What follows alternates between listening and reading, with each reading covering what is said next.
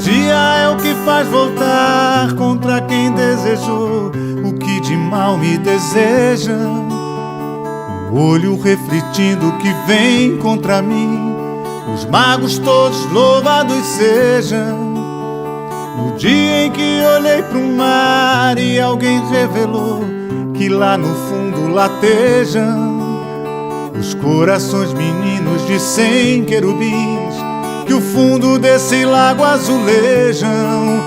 Dá-me, Brasília, calma, que hoje Madalena precisa em mim. Me encha de luz a alma, que o vento da alegria responda que sim. Dá-me, Brasília, calma, que hoje Madalena... Fala, meus irmãos, um abraço a todos os companheiros aí, vigiantes, né? Viajantes, né? Viajantes da consciência aí. Um grande abraço a todos, a todas e a todes. Tô aqui mais um dia para falar um pouco, né?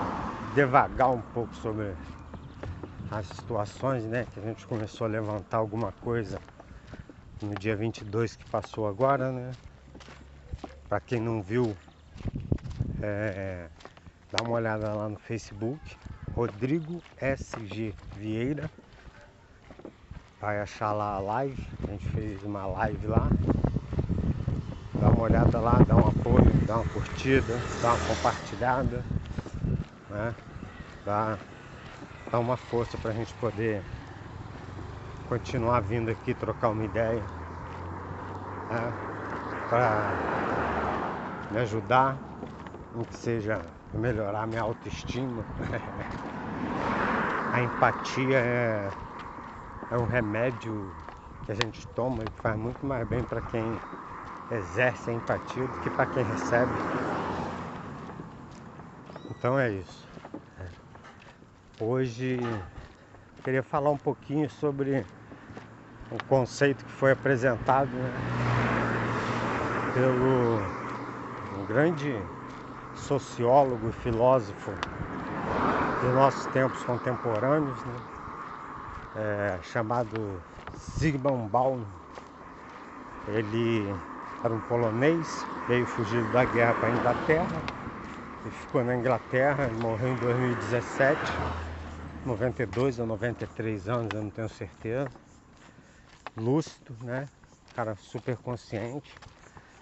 Ele que desenvolveu o conceito da modernidade líquida. E o que seria, né, modernidade líquida? Então ele explica que hoje em dia as coisas não têm mais uma forma definida, né? Assim, as coisas não têm mais uma base concreta, uma realidade firme, né? Concreta, embasada, fixa. Tudo é muito fluido, né? Tudo se dilui com muita facilidade, né? Pô, esse né é um problema, mas vai melhorar, vai melhorar. E então, assim, acaba ficando muito difícil as relações, o nosso direcionamento quanto à vida, o nosso posicionamento, as nossas atitudes, os nossos sentimentos, porque nós não temos mais uma base fixa, nós não temos mais um norte, né, de onde sair, ou aquele trampolim que está fixo ali para você pisar e mergulhar, né? Hoje tudo é muito volátil, tudo é muito fluido, tudo se desfaz com muita facilidade. E isso em todos os aspectos na nossa vida social. Mas isso se reflete e piora muito nos aspectos dos relacionamentos. Porque a partir do momento que tudo é muito fluido, as relações elas são vividas para te dar um prazer imediato, né? Uma sensação de satisfação imediata. E quando há qualquer insatisfação, qualquer problema que precise ser refletido, ser ajustado, ser trabalhado, procurar a base desse problema, não existe, porque nada tem mais base, né? Tudo é fluido. Então o que acontece? A gente simplesmente troca de relação, abandona a relação, né? Hoje são as relações dos contatos, né? Se não deu certo com um, você deleta aquele contato e passa pro próximo, né? Entra lá no aplicativo, fica lá buscando no cardápiozinho, passando, né, a mãozinha lá de um lado pro outro, escolhendo um novo perfil para encontrar uma nova pessoa, que seria aí um novo relacionamento, até que surja um novo motivo de insatisfação e a gente delete mais um e procure outro, e assim vai, com essa fluidez que é uma característica específica da água, uma coisa que não existia, né? Não fazia parte da nossa sociedade, de como construímos nossas relações. Nós fomos criados, por exemplo, que o pai falava, é isso, por quê? Porque eu mandei, porque eu falei que é e pronto. E a gente ia para casa e estava tudo bem.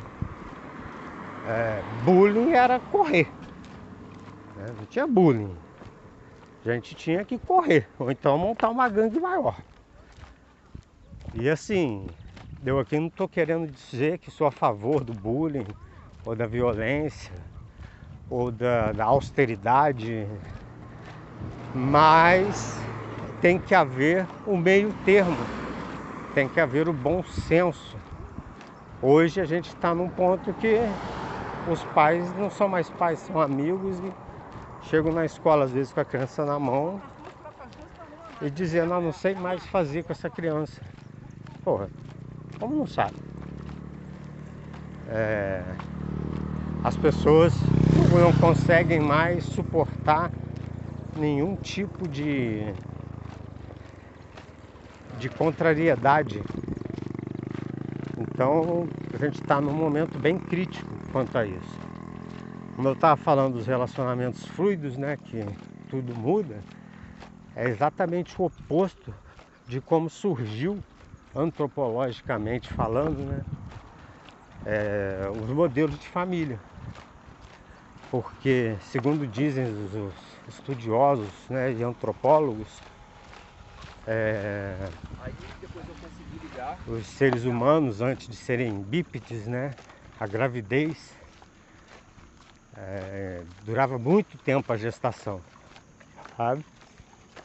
Então as mulheres carregavam uma gravidez durante muito tempo, e isso atrapalhava muito a vida das tribos, né, das comunidades, e as crianças se desenvolviam por inteiro praticamente dentro do útero da mãe, certo? E o que acontecia é que elas ficavam muito grandes, porque já nasciam assim como os animais praticamente prontas. Então começou a haver uma mortandade de mulheres também muito grande. E aí, com a evolução natural das espécies, né, as crianças começaram a ser expelidas muito mais cedo.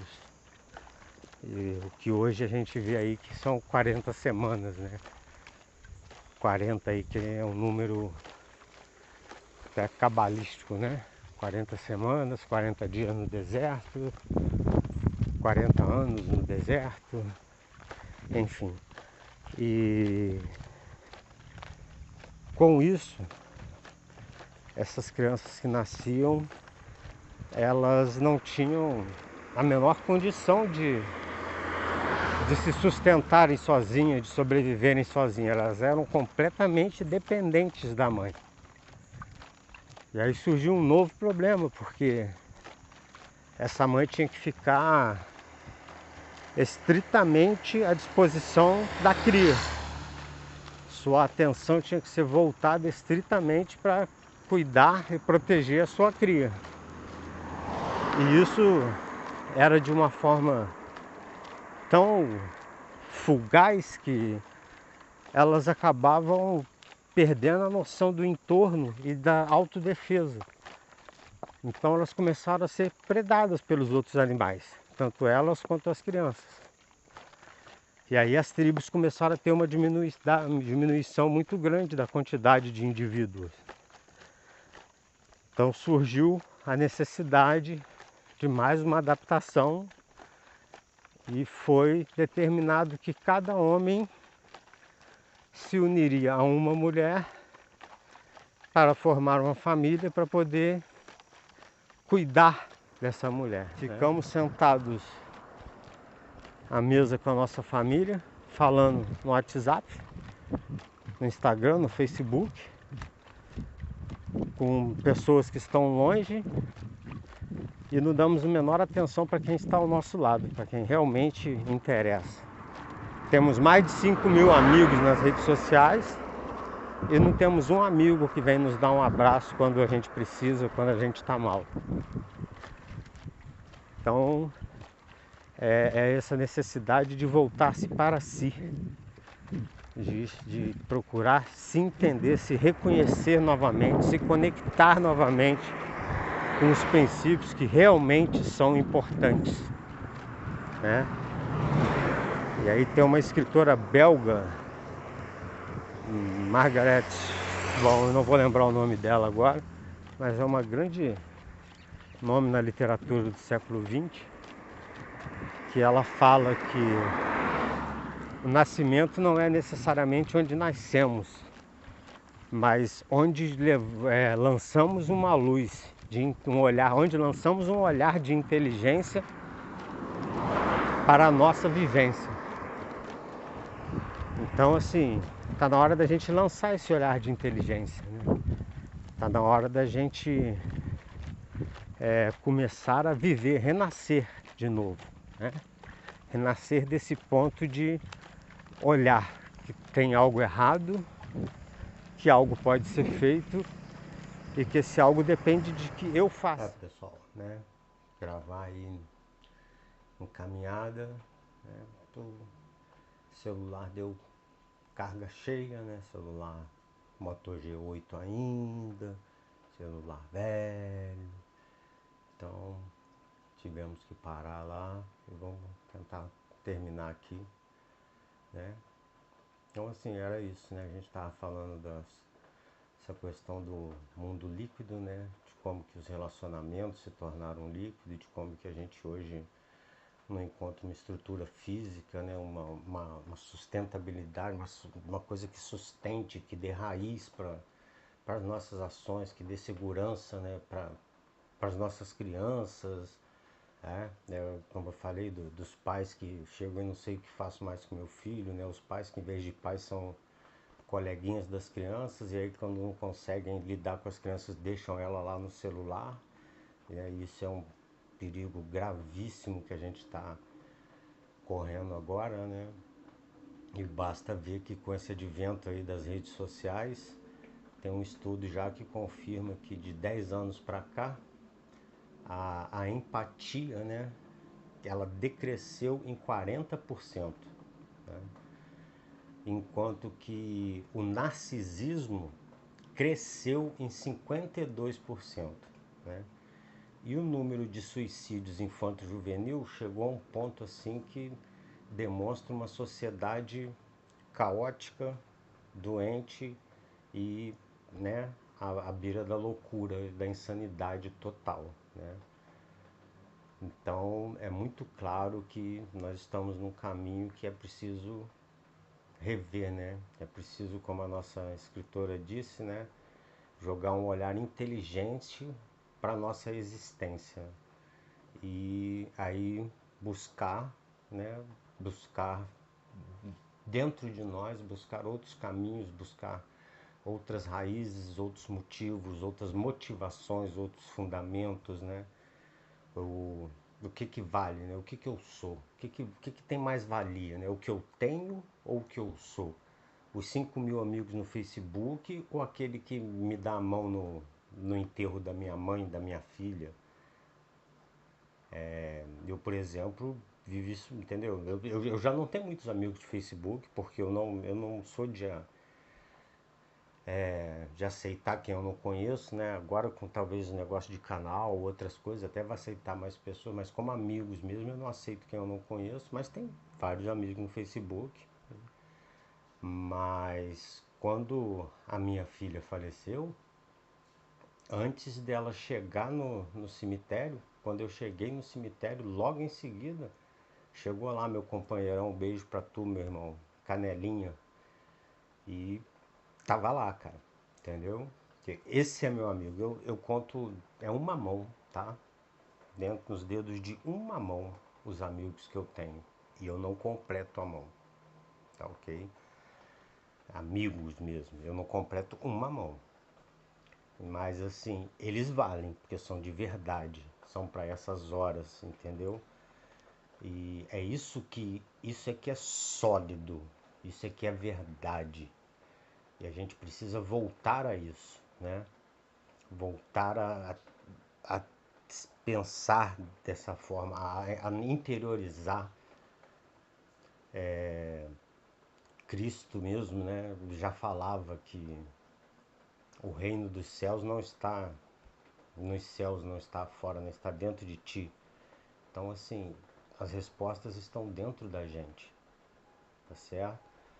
A gente precisa interiorizar isso um pouco, sabe? A gente precisa voltar um pouco e tentar entender melhor certas coisas, né? Inclusive a própria Bíblia, né? Mas eu vou falar isso depois num próximo vídeo, falar sobre arquétipos e falar um pouco sobre a situação da Bíblia, mas a gente precisa lembrar que a Bíblia foi escrita por personagens que estavam sendo perseguidos na época. Então, assim, do mesmo jeito que a gente tem os nossos artistas aqui na época da ditadura, né?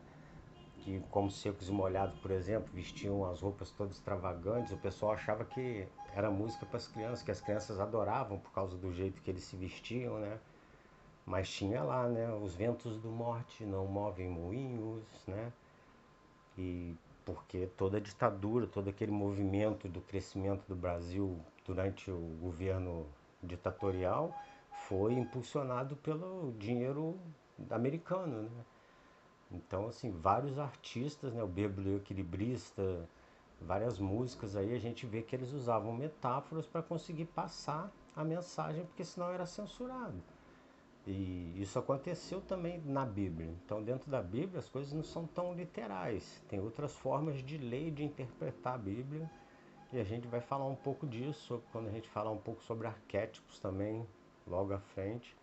Mas o que eu queria deixar aqui é que hoje, com esse mundo líquido, entendeu? Com essas relações líquidas e essa entrega, né, de tudo para um aparelho, de tudo para uma conexão com todos. Então, assim, a gente se conectou com todo mundo, né? Se conectou com o mundo inteiro e se desconectou das pessoas que são importantes, né? A gente está em casa falando com pessoas no exterior e não está vendo o filho que está sozinho lá em cima no celular, num joguinho que sabe-se Deus lá o que está acontecendo, quem está conversando com ele, o que ele está vendo. Né? Sabe-se Deus lá o que ele está vendo nos videozinhos que estão no YouTube. Ah, mas tem censura. Cara, tem censura, mas se você olhar, for lá olhar os vídeos, né, idiotizam as pessoas. Né? São vídeos que deixam a criança idiotizada, né? E assim, a gente precisa ter responsabilidade, porque nosso cérebro, né, a capacidade cognitiva e neuroplástica do nosso cérebro é gigante, é imensa. Então, quando a criança nasce, ela vem, é como se fosse um smartphone, né, desses, entendeu? Com uma potência gigante, mas sem nenhum hardware instalado. E somos nós, os pais, a sociedade do entorno, que vai instalando esses hardwares. Então a gente tem completa responsabilidade no que essa criança vai se tornar. Então a gente não pode deixar isso jogado para a rede social. Isso é uma responsabilidade nossa de passar, né, essas coisas para eles. E aí sim, com esse poder que o nosso cérebro cognitivo tem, né, a gente conseguir se centrar, né, e fazer com que o cérebro comece a funcionar melhor, né, que a gente comece a estar mais centrado. Então, o poder do meu cérebro cognitivo, quando ele passa a agir de forma coletiva, a gente cria de fato uma transformação no mundo. Mas é preciso acordar, né? É preciso, como diz a nossa querida escritora belga, nascer, né? Nascer jogando um olhar inteligente para a nossa realidade, para a nossa existência. O que eu estou fazendo? Como eu estou agindo? Para onde estamos indo? Certo? O que estamos fazendo? Então, era esse recado aí. Um abração a todos. Eu peço que, por favor, ajudem aí. Dá um likezinho, dá uma compartilhadinha, dá uma força pro pai, só para eu ficar menos tristinho, só para eu ficar alegre, achar que vocês gostaram. Não precisa gostar não, mas faz conta que gostou. Beleza? E até a próxima, galera. Um abraço a todos, a todas e a todos.